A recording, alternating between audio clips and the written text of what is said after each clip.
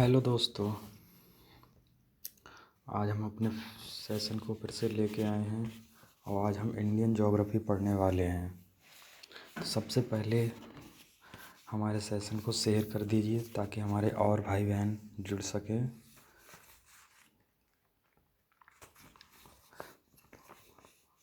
और ये हमारा session TGT, PGT and other exam के लिए अति महत्वपूर्ण है। हम इसे स्टार्ट करते हैं। इसमें देखो, पहला क्वेश्चन है, नाना पहाड़ियों का सर्वोच्च शिखर है। तो नाना पहाड़ियों का सर्वोच्च शिखर है, बताइए इसका ऑप्शन कौन सा है। नंबर 1 कोहिमा, दूसरा सतमाला, तीसरा सरमाटी, इनमें से कोई नहीं। तो नाना पहाड़ियों का सर्वोच्च शिखर है वो सरमाटी है।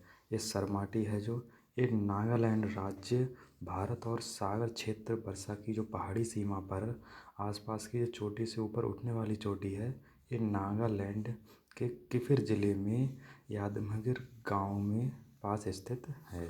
क्वेश्चन नंबर 2, तो इसका पहले वाले का आंसर है सारामाटी।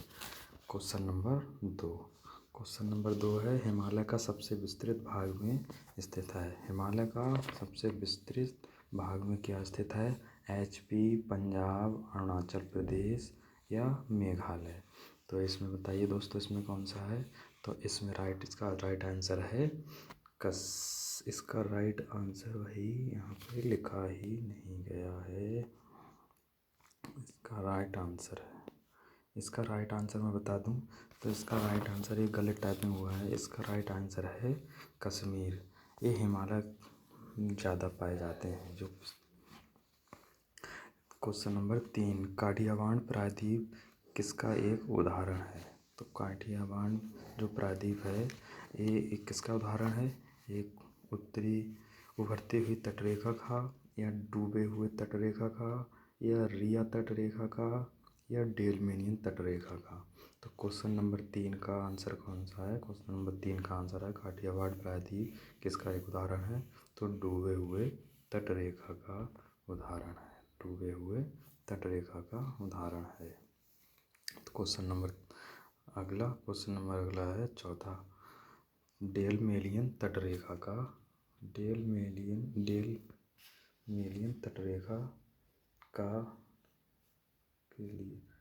तटरेखा के लिए सड़क के साथ एक मात्र सुलभता है। इसमें टाइपिंग मिस्टेक है। डेलमेनियन तटरेखा के लिए सड़क के साथ एकमात्र सुलभता है। तो इसमें कौन सा है। जोजिला है, नाथुला है, लिपुलेख है या नीति पास है। तो इसका राइट आंसर है जोजिला। ये दर्रा है, ये लेख, ये एक सड़क के पास सुलभता जो दर्रा है ये जोजिला दर्रा है। बाकी ये नहीं। यहाँ दर्रे की बात, ये जोजिला जम्मू कश्मीर में पाया जाने वाला, और भी कई दर्रे हैं। इसमें एक पीर पंजाल है, जोजिला है, काराकोरम है, बनिहाल है, बुरजिला पास है। ये सब जम्मू कश्मीर पाए जाते हैं। दोस्तों इसकी एक ट्रिक भी है, जैसे देख परी का बुरा हाल, इससे देख परी का बुरा हाल, इसे पीर पंजाल है, जोजिला, काराकोरम, इसके लिए सबसे एक ट्रिक भी दी गई है। इसके बाद क्वेश्चन नंबर 5 है, काराकोरम को संस्कृत साहित्य में किस रूप में जाना जाता है। काराकोरम को संस्कृत साहित्य किस रूप में जाना जाता है। तो इसका आंसर है काल समुद्र, कल पर्वत, श्यामरथ, कृष्णगिरी। तो इसका राइट आंसर है दोस्तों, इसका राइट आंसर है कृष्णगिरी। तो काराकोरम को संस्कृत साहित्य में कृष्णगिरी के नाम से जाना जाता है। काराकोरम है, ये एक पर्वत श्रृंखला है जो भारत और पाकिस्तान और चीन सीमाओं के साथ ये फैली हुई है। प्राचीन संस्कृत ग्रंथों या पुराणों में जो कृष्णगिरी है, इसका पहला नाम काला पहाड़ था। ये 20वीं शताब्दी में इसकी शुरुआत हुई और ये काराकोरम नाम से इस्तेमाल किया गया। अगले क्वेश्चन है क्वेश्चन नंबर 6, नीचे की चोटियों को अवरोही क्रम में लिखे। तो इनको अवरोही क्रम में बताना है, मतलब सीधे से ऊपर से नीचे की ओर, अब सीधे से उल्टे की तरफ। तो पहली है K2, दूसरी है कंचनजंगा, तीसरी है धौलागिरी, चौथा है अत्रपूर्ण। दोस्तों बताइए इसमें अवरोही क्रम इसका क्या है। तो इसका राइट आंसर है 1 2 3 4। इसका राइट आंसर है पहला। सबसे पहला है K2, उसके बाद कंचनजंगा, उसके बाद धौलागिरी, उसके बाद अत्रपूर्णा। तो इसका राइट आंसर है पहला। तो क्वेश्चन नंबर 7, सिक्किम और चुम्बी घाटी के बीच व्यापार मार्ग प्रदान करने वाले दर्रे हैं। तो इसका राइट आंसर है नाथुला दर्रा, जलपल्ला दर्रा, ये दोनों या चुरिया दर्रा। तो इसका राइट आंसर बताइए दोस्तों, इसमें राइट आंसर कौन सा है? इसका तो राइट आंसर है नाथुला और जलपल्ला, ये दोनों हैं। इसका राइट आंसर ये दोनों है, नाथुला और जलपल्ला। तो आइए अब क्वेश्चन नंबर अगले की तरफ चलते हैं। ये क्वेश्चन नंबर 8, निम्नलिखित हिमालयी दर्रों को पूर्व से पश्चिम में व्यवस्थित करें। निम्नलिखित हिमालयी दर्रे को पूर्व से पश्चिम की ओर बताना है। तो उसमें सिपकिला है, जेलेपला है, लिपुलेख है, बनिहाल है।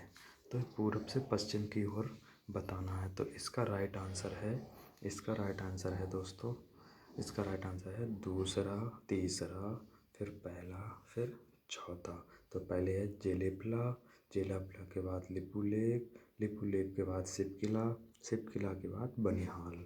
तो इसका राइट आंसर है दूसरा। क्वेश्चन नंबर अगले की तरफ चलते हैं। क्वेश्चन नंबर 9 है, नेपाल को दार्जिलिंग से अलग करने वाली सीमा को कहा जाता है। तो दोस्तों नेपाल को दार्जिलिंग से अलग करने वाली सीमा को क्या कहा जाता है? तो इसे कहा जाता है सिंगरलीला रेंज। तो इसका राइट आंसर है सिंगरलीला रेंज। तो नेपाल को दार्जिलिंग से अलग करने वाली सीमा को कहा जाता है सिंगरलीला रेंज। क्वेश्चन नंबर अगला, डेक्कन पठार झुका हुआ है।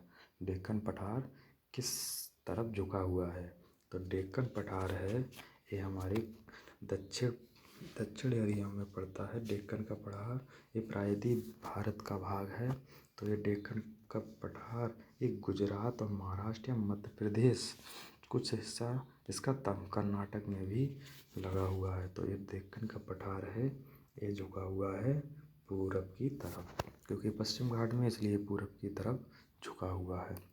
तो क्वेश्चन नंबर अगला है, लोकटक झील के बारे में क्या सही है?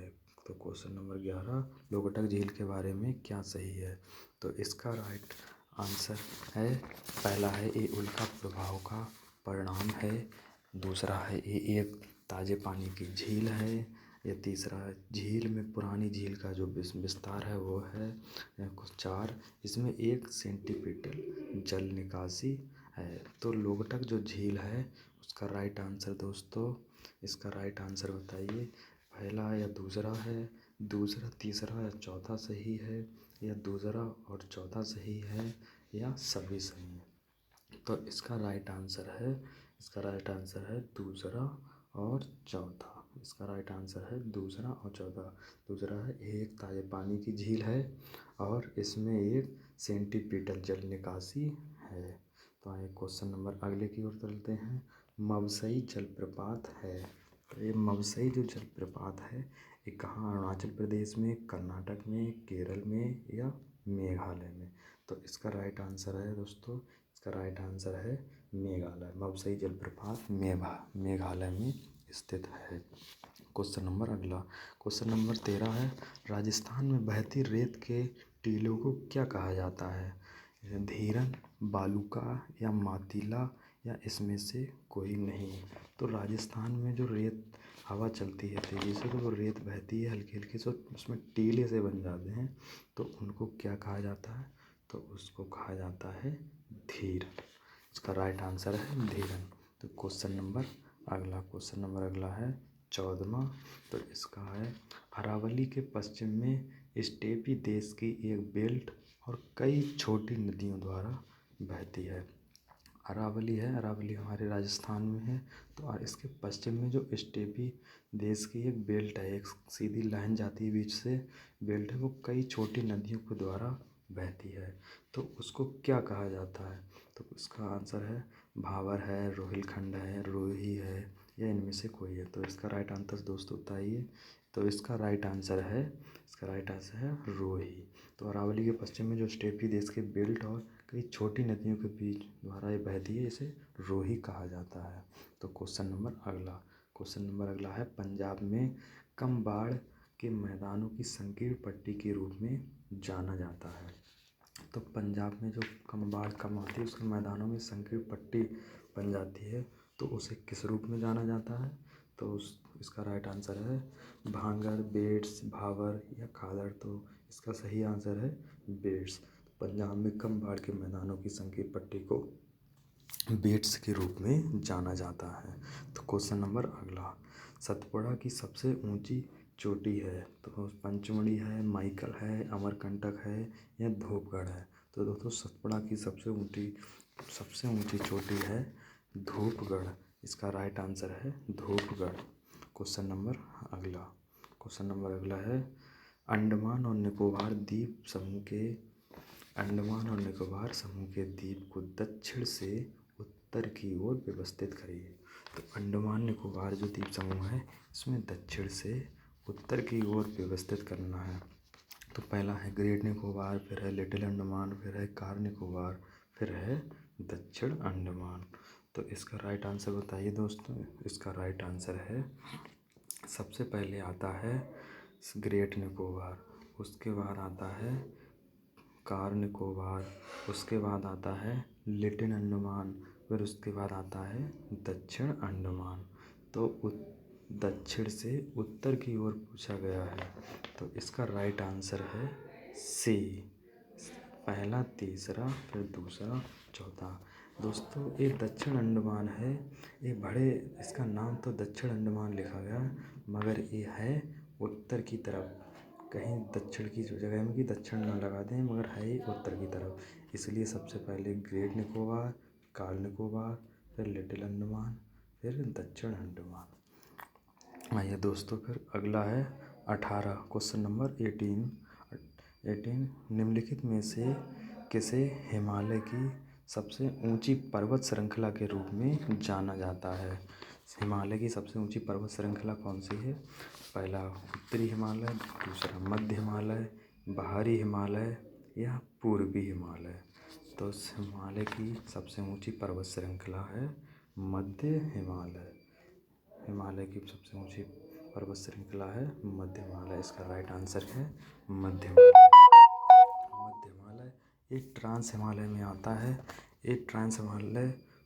है, और ऊपरी हिमालय जो ट्रांस हिमालय में आता है, और मध्य हिमालय है एक ग्रेटर हिमालय में आता है, और ये बाहरी हिमालय है ये मिडिल हिमालय में आता है, और पूर्वी हिमालय तो पूर्वी हिमालय में ही आता है। तो क्वेश्चन नंबर 19 है, भारत की मुख्य भूमि का दक्षिणतम बिंदु कितने डिग्री पर है?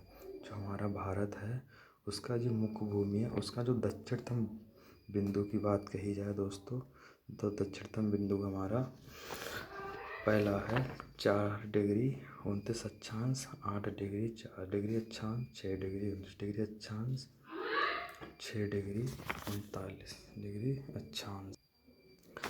तो दोस्तों इसका राइट आंसर है 8 डिग्री 4 डिग्री अक्षांश। तो इसका राइट आंसर है 8 डिग्री 4 डिग्री अक्षांश। क्वेश्चन नंबर अगला है 20, लश्कर श्रेणी कहाँ स्थित है? तो लश्कर श्रेणी कहाँ स्थित है? लश्कर श्रेणी पहला है लद्दाख और उत्तरी हिमालय के बीच, दूसरा मध्य हिमालय और चीन के बीच, तीसरा पूर्वी हिमालय और दार्जिलिंग के बीच, चौथा है पूर्वी हिमालय। तो लश्कर श्रेणी हमारी कहाँ स्थित है? ये लश्कर श्रेणी है जो लद्दाख और उत्तरी हिमालय के बीच स्थित है। लश्कर श्रेणी लद्दाख और उत्तरी हिमालय के बीच स्थित है। तो दोस्तों ये हमारे 20 क्वेश्चन पूर्ण हुए। तो ये कैसे लगे आप कमेंट में ज़रूर बताएं, और हमारे चैनल को सब्सक्राइब कर लें और शेयर भी कर लें, ताकि आगे आने वाली वीडियो का नोटिफिकेशन आपको प्राप्त हो, और ज़्यादा से ज़्यादा हमारे चैनल को शेयर करें ताकि और लोग इस सेशन में जुड़ सकें। तो थैंक यू दोस्तों।